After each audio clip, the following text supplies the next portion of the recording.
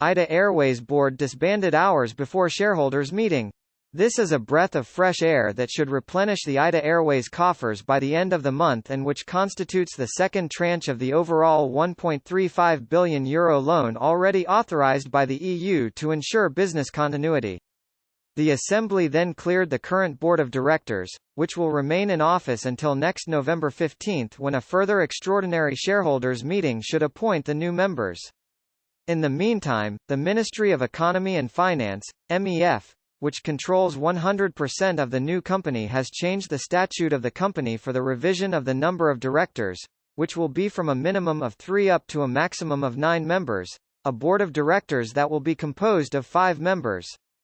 The small statement simul cadent, together will stand, together will fall, clause was then included in the ITA statute, i.e., in the case of the resignation of the majority of the directors, the entire board of directors lapses.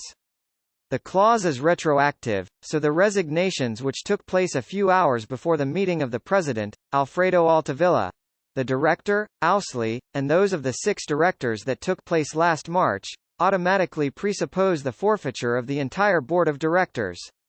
The 6 directors who resigned since last spring, Lelio Fornabeo, Alessandra Frattini, Simonetta Giordani, Cristina Garelli, Silvio Martuccelli, and Angelo Piazza, wrote a letter last week to the Minister of Economy, Giancarlo Giorgetta, asking to formalize their resignations which have never been accepted.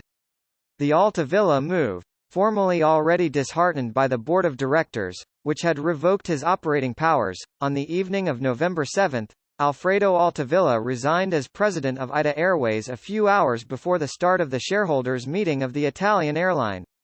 At the same time, Councillor Francis Owsley also resigned. 8 of the 9 members of the ITA Board of Directors, therefore, resigned. Only the CEO, Fabio Lazzarini, remained in office and took over the powers revoked from Altavilla. The resignation letter from the former FCA president is accompanied by a request for indemnity or the resignation by the Meloni government to initiate any liability action against Altavilla, which, however, requests compensation from the MEF, ed. The reopening of negotiations. With the resignation of Altavilla, therefore, the full internal tug-of-war at the top of the carrier that has held the bench in recent months ends. The president would have been accused by the other members of the board of having hindered or slowed down the conclusion of the negotiations with Certares, the fund that emerged as the winner of the two-way tender with MSC Lufthansa for the privatization of ITA.